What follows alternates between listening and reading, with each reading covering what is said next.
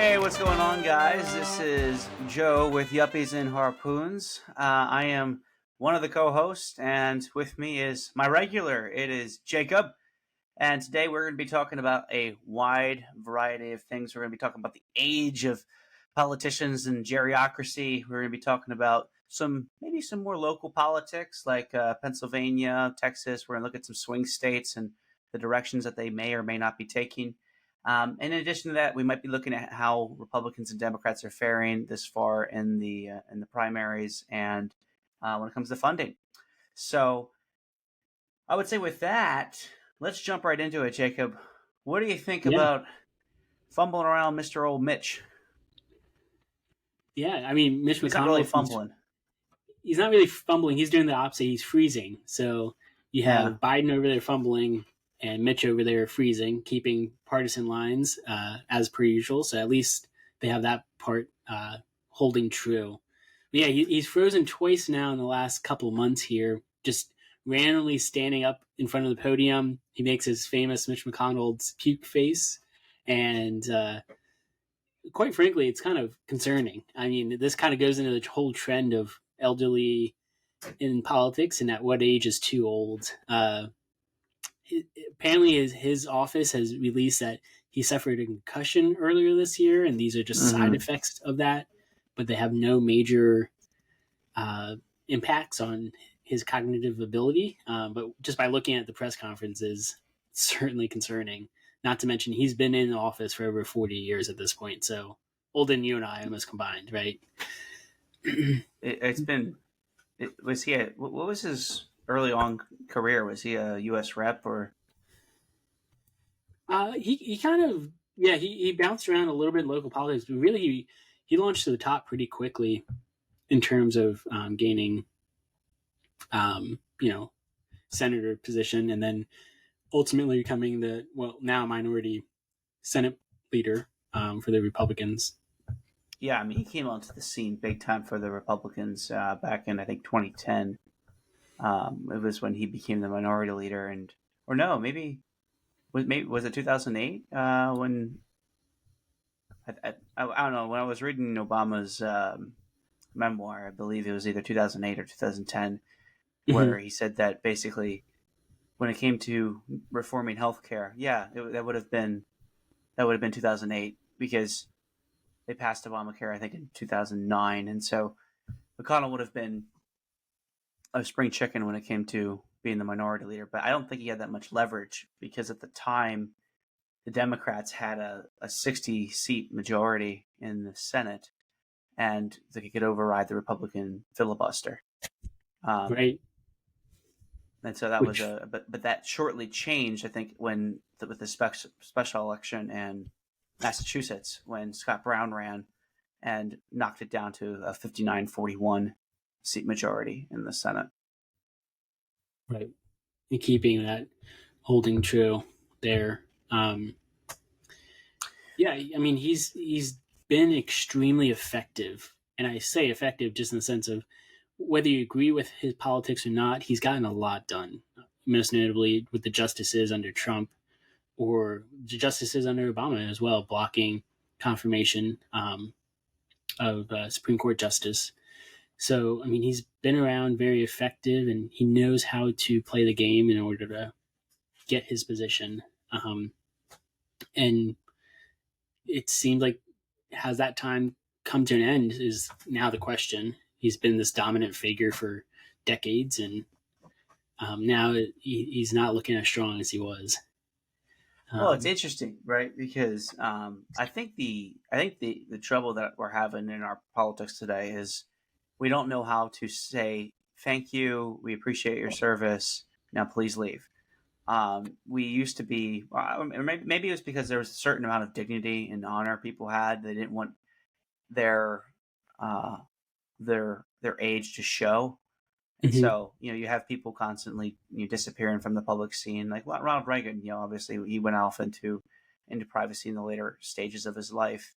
And that was in large part because he was concerned about, he didn't want people to see him, losing his memory. And here we have, people like Joe Biden and Mitch McConnell who are still at the very center stage of the political life, and and really at for both of their careers, they're at the highest point. I mean, McConnell, obviously, he's not the Senate Majority Leader like he was during the Trump administration, but and the later years of the Obama administration. But Biden, he's at the he's at the best point in his political career. He's a sitting U.S. president, and so Right. It's kind of bringing in these weird questions, especially for Republicans. Now, I think Mitch McConnell's in a weird spot because the party has changed just so much. Even while he's been the leader in the Senate for the GOP, a lot of people in the GOP don't like him anymore, and the reasons that they don't like him have little to do with his age. But if he were a popular figure, it would be kind of an interesting dilemma to have, because you have someone, yet you have a party in the Republicans who have long been criticizing Joe Biden and the Democrats for allowing Joe Biden really to remain in office while he has publicly at least demonstrated to some level a very, very concerning lapse in intellectual acumen. And I think that's a problem. Right. And if Republicans are going to be faithful in terms of their valid concerns with Joe Biden, they need to be also concerned about Mitch McConnell. And it's clear that he has a lot of allies in the Senate who are willing to make talk out of both sides of their mouths, and that's a problem. Yeah, and with Biden and McConnell, I think some of the issues is who's going to replace these individuals. So with Biden, talks of 2024 candidate or president candidate is discussions are happening now, but no one wants to step up and say, we think we need to move on. Biden doesn't have the support because then what happens? There doesn't seem to be clear leadership in either side of the parties, which then allows for these individuals to stay in their position of power, despite maybe should have retired, stepped down, left on a high note, rather than leaving because of inability to actually govern. And so I think without this, the individuals to step up and really lead each side of the party, you have a vacuum, because they don't want the next person to come in and have a completely different school of thought, whether they're alt-right on Mitch McConnell's side or maybe a moderate, and swings the vote that way. You know what you're getting with Mitch McConnell. And the same with Biden. You know what you're getting with him. If you bring someone in new, there's a lot of unknowns there, and you're going to alienate part of your faction. And so I think that's why you see a number of these candidates holding on despite calls for them to step down or be replaced. Yeah, no, I totally agree. And it's at first glance, it's understandable for why people don't want to move on from these massive figures in their own respective parties. I mean, Mitch McConnell has been the most effective Republican politician of it in the 20th century. I mean, 21st century. I mean, just when you look at what he was able to do for the judiciary, it's astounding. Not just leveraging, and frankly, I believe, and I'm not even someone who's, I would say I'm 50-50 on court decisions. In terms of agreeing and disagreeing, but at least with the partisan ones, or the ones with the partisan bent. But I don't think you disagree with him getting them through, right? Yes, he's very tactical, impressive by that. Yes, and there's a long history, and I feel like as we talk about these guys, I like to bring some history into the scope of what their career accomplishments actually meant when they were done. You had Robert Bork come on to the court, or was being considered by the Senate Judiciary back in the 80s, and the Democrats for the first time really threw out that nomination, and then it basically in Bork's place, Reagan nominates Anthony Kennedy, and after that you have Anthony Scalia get confirmed really with no objection. But then after Scalia, you had under H.W. Bush, you had Clarence Thomas, and he was someone again where there was a bunch of shenanigans that were thrown into the confirmation process. And once the Republicans kind of learned that this was becoming a new tactic that the left was using, they were planning to basically bork the next justice that a Democrat president would put up, and that justice was Ruth Bader Ginsburg. Mm-hmm. And the Democrats, out of nowhere, created something called the Ginsburg rule, where you don't ask, judges who are being vetted to see if they can serve on the bench how they would rule in certain decisions, which is precisely what the Democrats did with Robert Bork. And they created this magical rule called the Ginsburg rule. Oh, you can't ask a judge that question. So she was confirmed with like 93 votes because there was nothing that she said that was contradictory, because the Ginsburg rule said that she didn't have to answer any of those questions. Right. And then you had Breyer, who was confirmed, I believe, 87-9. And but after that, you have George Bush comes into office. The votes for the Chief Justice, I think, were either 72 or 78 in favor. But then the justice following John Roberts was Justice Alito, and Justice Alito didn't even receive 60 votes. He was the first judge since Clarence Thomas to not receive 60 votes. Under the Obama administration, you had two judges that he nominated, both of which were confirmed with 60 votes or more. Mm-hmm. And it's not until you get to Merrick Garland's nomination by the Obama administration with Justice Scalia's vacancy that you really see true Republican retaliation for all of basically the garbage that had been accumulated over the last 2 decades.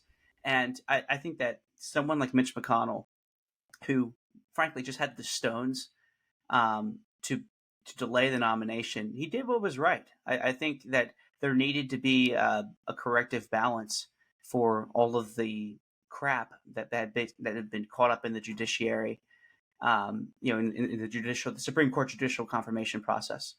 And by holding that open, he really did, I believe, a good service for the court.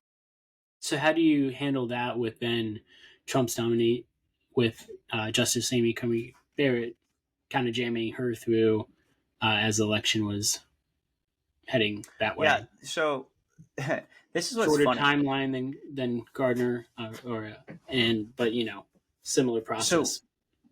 So the funny thing is that McConnell, when he talks about the history of confirmation, this is it's complicated, but it's pretty interesting when you look at the history. What McConnell said back in with Garland was that when the Senate changes hands, or which in the 2014 midterms went from a Democrat Senate to a Republican Senate, when the Senate changes hands in the middle of a presidential midterm to the opposing party of the sitting president, there's no history of when that party or that Senate then confirms a vacancy on the Supreme Court in the last year of a presidential term. So that's a whole lot of conditions, but it's historically accurate.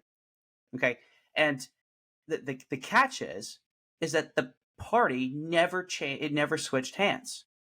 Okay, it went from Democrat to Republican under the Obama administration, but under the Trump administration in 2018, you had a Republican Senate in the first 2 years, and then you had the 2018 midterms, and you actually had the Republican Senate majority expanded by 2 or 3 seats, and so I don't think that I think that there actually is an argument you can make that if the American people do not want the Senate to confirm a president's Supreme Court pick, then the way to do that is to change the party who controls the advice and consent of the Senate. And that's what happened in 2014. And Mitch McConnell followed through on that. If the American people did not want the Donald Trump to nominate and have the Senate advise and consent to one of his nominees in the last 2 years of his term, then they should have voted for a Democrat Senate. Right. And that's how I view it. And I think that changes the narrative quite a bit around the whole topic of comparing the two, is he was in power at that point.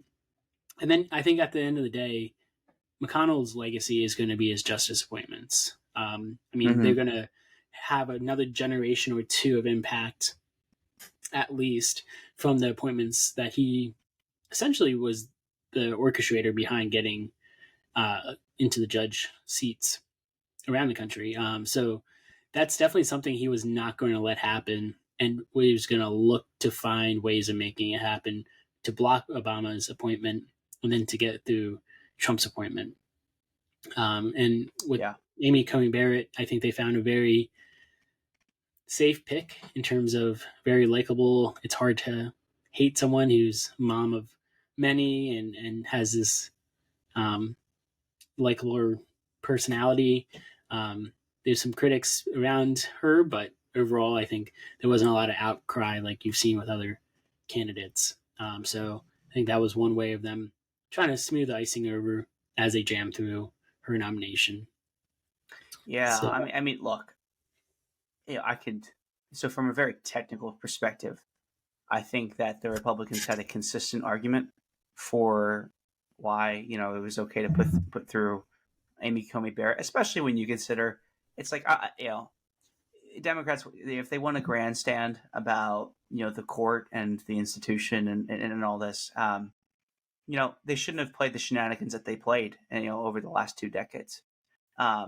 But if you want to say that maybe it was a little imprudent for McConnell to push through Barrett, and that just the mood of the country, like they wouldn't understand the nuance and the actual historical technicalities in terms of what he had been saying.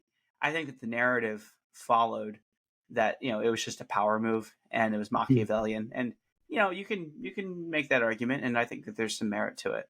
But at the same time, I think that it was cleverly consistent and conveniently backed up by I believe a factually persuasive pattern. And we were like going back to the whole topic of age. I mean, that's a major thing with Supreme Court justice being tied in for lifetime appointments. And you have Justice Breyer, he steps down last year for the Democrats who are in power then, and kind of follow that rule of order that you talked about with that McConnell did with the confirmations. So he steps down when they know they can get a confirmation through. It's tight votes, but they're pretty confident about that. With Ruth Bader Ginsburg, she holds on in a kind of idea that Hillary Clinton's going to win 2016. She can step down when she's ready. She has 4 more years. When that doesn't happen, that's when it becomes an issue. And it almost feels like with Breyer stepping down last year, there was some probably behind the scene conversations to push him along and say, hey, you've had a really good run here. We appreciate what you've done. You're going to have a great legacy here, but let's get you out when we can still replace you. Right. And you don't see that then with politicians, with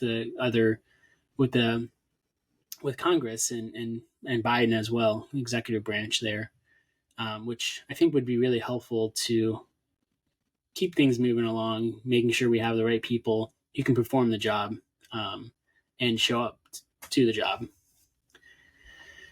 Well, I think that to kind of bounce off of that, one of the problems that we have in any sort of I'm sorry about dipping into that tangent about the history of the court, but it was too tempting when we talk about McConnell. But going back to again the gerontocracy element that we're digging into with Biden, Feinstein, how do you pronounce her name? Yeah, Feinstein, Dianne Feinstein, from California, and then you have people like John Fetterman, where again he's not that old, but he's intellectually not really with it. He had a stroke, it was like the day before his primary when he ran for senator of Pennsylvania, and then never has really recovered from that, and was then also hospitalized for depression, which is a serious matter. But the problem I have with that is it's like, if you have a primary and then he wins the primary, like the Democrats, of course they're going to stick behind him because they're not going to just give up the Senate race. And so that kind of tells me, and is a very short note, that we need a better process for if there's like a medical emergency that really puts someone's ability into question, that the only alternative cannot be, we're just going to vote for the other party. Like there should have been a way for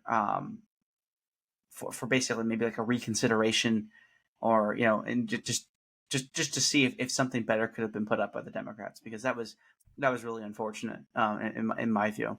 And there was candidates like Connor Lamb, for example, who's from western part of Pennsylvania, coal Yeah, country, a very solid pick, I think, overall for the Democrats in terms of likable guy, pretty moderate, has some conservative leaning portions, but then overall is a heavy Democrat and stays with the party line, and won um, in a race he should have lost. But for some reason yeah, they still went with Western Fetterman PA. when Connor Lamb ran against Fetterman in the primaries for the Democrat appointment for the Senate seat. So, pretty odd that they had 6 months to figure out a solution and they stayed behind him when he could barely debate, barely showed up for events, stumbled around, and since then has been able to perform. Has had a lot of absence, medical absence, and we all wish the best for him. But he has to govern Pennsylvania. I want someone representing myself who's in Washington making decisions that are going to impact my life. Um, and he's been in the hospital in and out since being elected. And to me, that's an issue. When he's Yeah, healthy, bring him back, and we'll have that conversation then. yeah, and actually, I say this with all sincerity too. I have family that actually go to church with Senator Fetterman's parents, and so like this is not a this is not a critique of this is of him personally, of his character. It's more of really the trap that our political situation has created, where you have to stick with the guy, otherwise you lose all this power. And I think that that's just the way it's going to play out every time, unless we have a way to remedy a situation as unfortunate as what happened during the primary. But Mhm. something I was looking into recently was, back during the 80s, the Soviet regime basically would roll out a new dictator like every couple of years, because they had this geriocracy at the top. And the funny thing was that a lot of these guys, if you go back and you look at their age when they came in, and were appointed to lead, they were in their low 70s. Mm-hmm. And so like we're at a stage that's actually much further along in the process, where we're deferring to people now in their 80s. And Right. um and so I just thought Well, that was an I think interesting. you were pretty lighthearted about why they kept replacing uh, them in Well, Soviet Union. It was because they kept dying. Like they yeah, couldn't live long enough. Reagan was really right. frustrated by this during the '80s because he was like, we can't solve the Cold War because they all keep dying. I don't know who I'm talking to. He has a very explosive comment we could probably pull up here, just talking about like they all keep dying because they're all old, and that was kind of like out of respect for the elderly, which we need to have, and there needs to be a lot of emphasis around, but also knowing when to move on. And there's a huge country here to run. We need the right people in the right seat, as Jim Well, Collins would say. yeah, and like one of the problems that I have is, I've heard from other commentators that, well, one of the issues is that we don't have any confidence in the future, and so that's why we're so Mm, reluctant to let these leaders go. And I look at it, I look at both sides, both political parties, and I see talent. Like I don't buy that argument. Like I think that the field is flooded with older people, in their age. I mean, I think it's you can look at Bernie Sanders, and he's now campaigning in New Hampshire. Again, it's like, okay, really, Bernie? All right, again? Like, oh boy. And then there's always whispers of whether or not Hillary Clinton will run again, and it's like, yeah, oh gosh, that's really old. But you have a wide range of, in Biden's case, a bunch of great alternatives. You could have Gretchen Whitmer from Michigan run for the nomination. She's young. I think she's like 50 years old. You have Gavin Newsom from California. He's in his low 50s. You have Josh Shapiro from Pennsylvania. He just turned 50. I mean, there are plenty of, you have Pete Buttigieg, who is very, very articulate and was able to campaign, I would say, pretty well on Iowa. I mean, that's a young voice for the Mm-hmm. party. And so I don't buy this narrative at all. Like, the only person who can replace Joe Biden is like someone as incompetent and pathetic as Kamala Harris. I think there's lots of different people who can come and take the throne, if you will. On the Republican side, it's kind of the same thing. Now, I don't. Again, no fan of Trump, but Trump is not showing signs of mental decline. He's Mm-hmm. doing just fine. He's the same he was. I mean, maybe a little bit less energy this time around than in 2016, but the mental decline maybe is the same mental issues people always have pointed out about Trump. They haven't changed. Yeah. He's Well, still the problems with Trump is that he's anti-democratic. It's not that he well, the doesn't problem with have a Trump good is he's short-term Trump, memory. really. It's not that he's Yeah. anti-democratic. He's Trump. It's the Trump show, and his life revolves around that. He's a so he sounds like yeah, a narcissist, Bidic. Anything you want to say about him kind of holds true because he is who he is, and he's not right. going to step down. Yeah, no, I mean, but even there, it's like, so Trump would be, again, I don't think that the comparison between Trump and Biden in terms of the intellectual capabilities is a fair comparison. Like, you can't say, well, Trump's 78 or whatever, he runs for office again. See, this is the geriocracy problem. It's like, yeah, I'm really concerned about whether or not the guy has the scruples to actually be president. And Mm-hmm. there are plenty of people, and like I think Henry Kissinger would have been a great president in his 80s. The guy's learning about artificial intelligence, and he's over 100. I mean, Right. and so there's plenty of people out there who can be an effective president, in their 80s. The question is that, are we depending on people who are, intellectually incompetent, and that incompetence has been arrived at due to age and the fact that they're trusted with political office for a very long period of time, and people just don't want to have I guess the stones to go and say, please leave, and if you don't, there's a boot waiting for you. Mm-hmm. Right, and they can still stick around and be advisors, and there's still places for them to contribute. But being the final decision maker when they have challenge showing up for work is where I draw the line. So Biden right now, he has 40% of his time has been on vacation. 40%. So Trump was pretty bad. Since he's been president? This is since, I believe, this year. It could be since president. Wow. Or no, it's actually no, since becoming president. 40% of his time has been there. Trump, which had very high vacation rate as well, was 26%, so significantly lower. And then Obama, which Obama was criticized greatly, is just at 11%. So I never understood that criticism of Obama. I thought that was, stupid. I mean, but again, that's part of the reason I think people criticize Obama is because he's he's young, he's supposed to have energy, he's a hard worker, right. And you just had George W. Bush, come down to my ranch, hang out with me, have some sweet tea. Yeah. I mean, so 40% though. I mean, he's not running the country at that point. And I don't know how you can have the most important job. Isn't Senator Feinstein like on the Senate Intelligence Committee? Yes, yeah. That's just ridiculous. Yeah.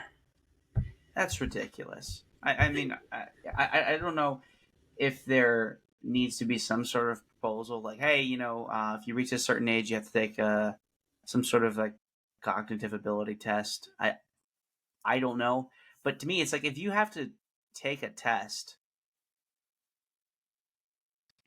is that, it's kind of like, what was the was the example. It was like in Oppenheimer. When we talked about Oppenheimer last episode, it's like in order to have a security clearance, the question isn't is the threat that you are compromised in some way real. It's that we apply real scrutiny to that. It needs to be above and beyond just a reasonable person or a regular individual in the U.S. to be granted security clearance. And I would think the same thing would be thought of. Like, you don't want just some regular guy, making informed decisions or making decisions on the Senate Intelligence Committee who just barely passes some sort of like cognitive ability test. I mean, maybe that's the way people want to be, because all these offices are actually run by the clerks and the staff. But and really these are just figureheads, behind a more, and that's kind of a cynical take, but more of a undercover state. But I mean, who's running the country if Biden's only working 40, or he's taking off 40% of the time? Well, right. I mean, there has to be people. And the answer is Jake Sullivan and Tony Blinken, which I like those guys. Those guys are good. We're doing okay with them. Your buddies. But I mean, we have a super high approval rating for all of them, right? And but no, I mean, like, what do you do with that? And do you do a cognitive test? What I would like to see is leadership stepping up and saying, "You have done a great job. Let's transition you out. Keep your legacy here." And your legacy isn't Dianne Feinstein, where she's not there. I mean, you look at any video or picture of her, and her daughter supposedly is a power of attorney over her at this point. So she might not even be making her own personal decisions. Why is she doing anything on behalf of the U.S. at this point? She's 90 years old. That's amazing. I mean, 90 years old. Here's the thing. To anyone listening to this, I actually have no problem with Joe Biden finishing his term. And I'm not suggesting for a moment that Joe Biden, because of his, I don't know, his failing, I don't even know what you would call it, his failing condition, that he needs to step down from the presidency. No, I don't think that's true. I think that Biden ran on a kind of a unity ticket to, basically bring the country together after Trump, and we can have a big debate about whether or not he's been at all successful in that. But the problem is that he's running for re-election. That's what doesn't make any sense to me. It was like he said during the debate. I think that his presidency was going to be one of transition. It was going to be an intermediary step to the next season of American life, and so American political life. And here it's like, oh no, actually, we're just going to try and do a full 8 years. I'm like, why? In fact, if he just retired after 4 years, here we can have the debate at some point. I don't think he would have been the worst president. I think he would have been an average president. Like, it would, and so, but the idea that he's going to risk he certainly, I would hope there are people there that, or that he is self-aware enough to know that he's not on top of his game anymore. And so does he really want his legacy to be marred with jokes and embarrassing footage of him stumbling around and not being able to finish sentences? Or does he want to end a 4-year term that completed the objective that he originally set out to embark on? And to me, it's like, no, you should try to close the chapter on Trump and then get the hell out. Mm-hmm. I think that would be a perfect legacy for him. His record is not that impressive. I mean, he most notably did the crime bills in the 90s, which had really negative impacts, and he's had a number of stumbles over the years. He was picked for Obama because he was this likable guy. Everyone thinks he's this cool Joe, from Scranton, Pennsylvania, even though he never really lived there. He moved when he was a toddler. But he has this whole when he was brand. 6 or 7. Yeah, he was like, he never really lived there. I think he could still swing a T-ball bat. I think he was still in diapers, probably. We should look this up to confirm.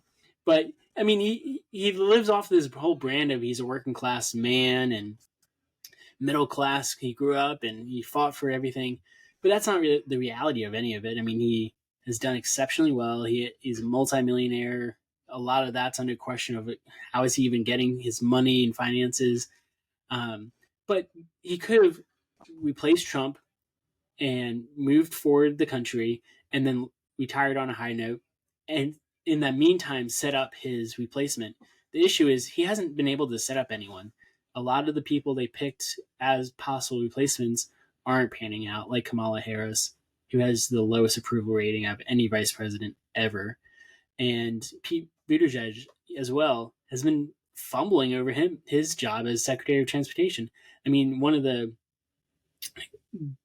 best come out of nowhere stories. He's a little mayor in a small town, does very well during the election, gets appointed to a cabinet position, and hasn't performed whatsoever. Have backlogs at each port. And so it's like, why wasn't he working on building up the next generation of leaders to replace him in 2024?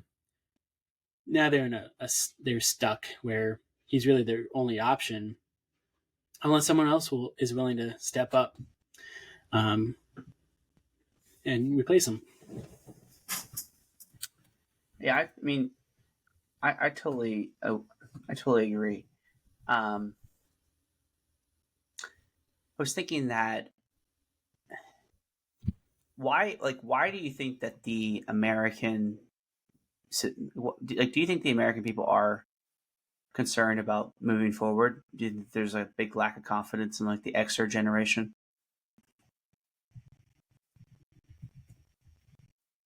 I think it comes down to who do you have replace these people? Where do they stand? And what fraction do they support? And no one really wants to change that. No one wants to change what the makeup of the fraction is right now. If they have one, they want to keep it. If there's a chance they would lose it by trying to replace it, they're going to hold on to what they have. And right. I think that's a little bit what you're seeing here. And, John Fetterman and Dianne Feinstein both are pretty extreme on the left.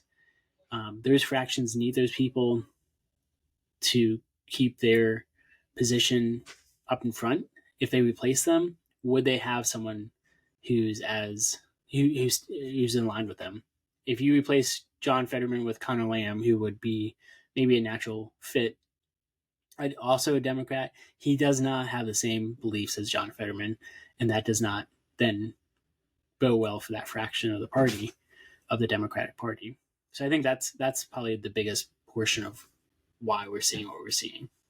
Yeah, I think it's also that you have older people who just don't want to give up power. And it's like, well, that's not really that surprising. It's like, yeah, people don't like to give up power. And so there kind of comes this, ironically, this weird fear of moving on because it's going to be disruptive. And you actually have to beat these people. And, I don't know if maybe it's also has to do with like there's a fairly large boomer generation, that's has a disproportionate influence on our politics because of the demographic situation, which I know we'll dip into at some point. But I feel like there are a number of things at play, and really, I think the reality that we have with watching these guys on TV might actually serve a positive benefit, where you didn't have to see everything with someone like Ronald Reagan, for instance. In the second term, he pretty clear he has Alzheimer's, but it's if you script it out well enough, you can probably carry it along and have people running the administration, much more intricately than you would have suspected of a U.S. president. Is it known that he had Alzheimer's while president? Yeah, he did. I mean, he had symptoms, I think, earlier on, but it wasn't really until the 90s that he really started to exhibit them. Yeah, but he did not run his administration because during the second half of his second term, nearly as intricately as what he ran it at the beginning of his first term. You think that's because there's Alzheimer's? Yeah. Yes. there was mental decline, and Mm-hmm. I think that the fact that you could hide behind newspapers and no lives and not having any live streams, that was easy to kind of create a certain facade. But today we don't really have that. We have live press conferences, which is where both you see people like Biden and McConnell having their troubles, and so Yeah, I think that might actually serve the public well. I don't know if Reagan's a great example, because I think it comes a little bit later. I mean, he had Alzheimer's for about 10 years, official diagnosis, before he died. And it was in the mid 90s that he really came out about this. I think FDR would be a better example. He was in a wheelchair. He couldn't be mobile on his own. And the newspapers and the media kind of hid that on his behalf so people could focus on his policies and what he could do. But he still had that cognitive ability to perform his job.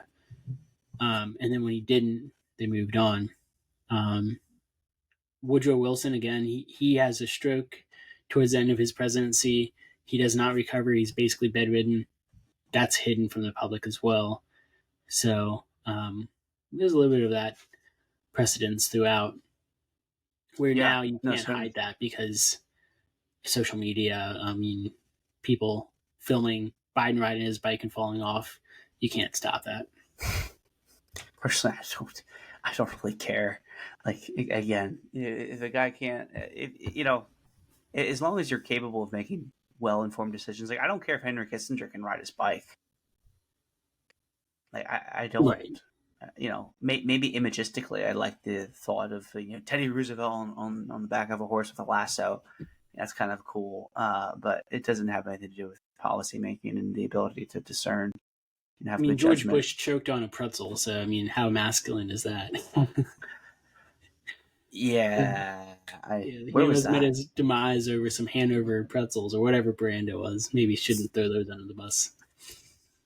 I like me a Hanover pretzel. But, well, I wanted to move on to one other subject. Go for it. Well, I didn't know if you wanted to tap into. Mm-hmm. I didn't know if you wanted me to tap into the changing state of the political map as a potential mechanism to weed out some of the old politicians that have been sticking around for too long. Like, do you think that changing maps and the direction of certain states like Pennsylvania, Texas, Arizona, Georgia, Wisconsin? I think that's all super important, and what I wanted to actually bring up as well.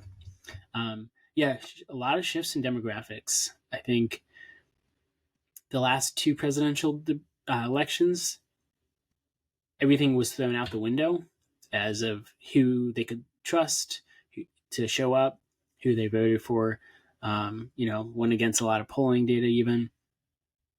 And so I think a lot of people don't really know what to do with the data at this point. Are the trends going to stick, or are they going to reverse, or what's going to be the new normal with demographics? So what's your thoughts around that? No, I mean, I look at a state like Texas, which is one of my favorite case studies when it comes to electoral politics, because for a long, long time you had Democrats saying, okay, this is going to turn into a blue state. And I think the target date, has been tentatively just continuously pushed back. And now they're saying maybe 2028. But I mean, Trump won Texas in the last presidential in 2020 by 5.9 points. Before that, he won it by about 9 percentage points over Hillary Clinton. So again, you've seen about a 3 percentage point dip. Ted Cruz, famously almost lost his Senate seat race in 2018 by about a 1.9 percentage margin for Beto O'Rourke. The interesting thing about Texas is that I think that there is a chance it flips, but I think there's a chance. But it really depends on a whole host of factors. Factor number one is how many people continue to move into Texas. People who move in, the only reason native Texans actually are much more Democrat or much more willing to vote for Democrats than those who are moving into Texas. Ted Cruz in his 2018 Senate race only he won Texans that moved into the state 58-42, but he actually lost native Texans, people born in Texas, to Beto O'Rourke by 51-48. Oh wow! And Texans make up about native Texans of the voting population. I think are about 60%. So a ton of people, or it might be 70%. I do need to double check that. But the thing that is keeping Texas red are actually the people that are moving into Texas, and so you have that inflow from other states, and then you have the dynamic of illegal just immigration. As a comment there, a lot of those people are basically people from California or some other blue states, sick with what's going on in their states. They're moving to Texas as a safe haven. So it's not that it's less on you have people moving to Texas because it's an attractive state. Doesn't matter their political backgrounds, but a lot of the people moving there kind of align with that Texas brand conservatism. Yeah, I think they did a study, or there was something, you can like Google it, but like the cost to take a U-Haul from Los Angeles to El Paso is 3 times more expensive than to take a U-Haul from El Paso back to California. And so there's just interesting little trends like that. But the other thing, so you have people who are moving into the state of Texas that are keeping it conservative by almost a 60% margin. I'm sorry, to a 6-4 ratio. And then you have people who are living in Texas that are becoming much, much more democratic. And the highest group that's actually contributing to the swing in Texas is white suburban women. White suburban women are really the drivers of candidates like Beto O'Rourke and making these elections close. Ironically, everyone has said, or a lot of the Republican cynics and Democrat optimists have thought that the high percentage of the Hispanic population would actually swing Texas into the blue camp. Texas actually has a higher percentage of its population that are Hispanic than California does. People don't realize that. There are more Hispanics per capita in Texas than there are in California, and it is still at least a 6+ Republican state.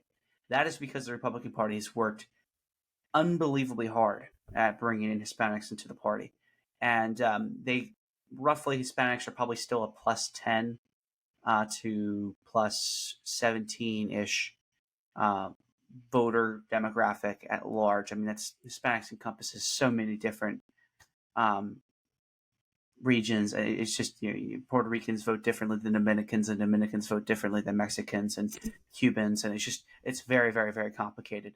But you have that component, and so immigration has not legal immigration, because illegal immigrants can't vote, but legal immigration has not created this swing that was anticipated. In fact, it looks like, if anything, the previous margins that Democrats used to win Hispanic votes has closed at the same rate that white suburban women in Texas have actually begun to vote Democrat. And so the gains that the Democrats are making with white women and suburban women in Texas are being canceled out by the amount of Hispanics that are becoming Republican. And so if that trend continues, there's going to be more Hispanics than there are going to be suburban women, and that could potentially be the reason that Republicans keep Texas as a stronghold. But the issue there is the party is just riddled in corruption. You have people like Ken Paxton who are now, having corruption charges. Guys that are just insistent on the 2020 election being stolen. He's been suing the Biden administration and nonstop and doing things that propel center-right to centrist-minded people to be like, maybe we need something new in this state. I would point to another state like Arizona, where as of 2018, you had a Republican governor, you had a Republican state House, Republican state Senate, and 2 Republican senators. And it's And now a swing then state. it's not only that, it's a Democrat governor, a Democrat secretary of state, and 2 Democrat senators. And this is a state that voted for a Republican governor in a blue election year, and did so by 18 points. Mm-hmm. It was 15 to 18 points. I forget the exact number, but and Doug Ducey, the guy who implemented school choice all throughout the state, did wonders for the state of Arizona. And so, it's tough because you have again the big issue there is in Arizona is Maricopa County, which is a suburban. I mean, it's a suburban county. It's the one. I think it's like the 3rd largest county in the country, and you have suburban people, especially suburban women, leaving the party. And they're not necessarily leaving the party, but they're not voting with the party either. So they might register Republican, and then when it comes time for election, they vote Democrat and throw everything off. But there is a growing trend of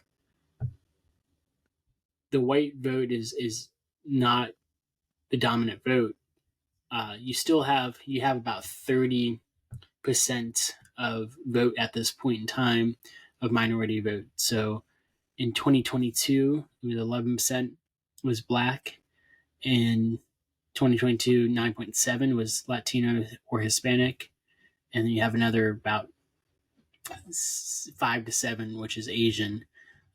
So 73% was white vote. You contrast that with 2006, 80% was the white vote. And so there's been a big shift in just demographics of our country. But then a lot of that has now shifted a little bit as well as to where are those groups voting. And it's not historically aligned, which is why you see Texas with a Republican governor. Yeah, and you also have this weird dynamic where I think it honestly gets a little arrogant when parties start to say, we're going to have a permanent majority or there's going to be a permanent minority.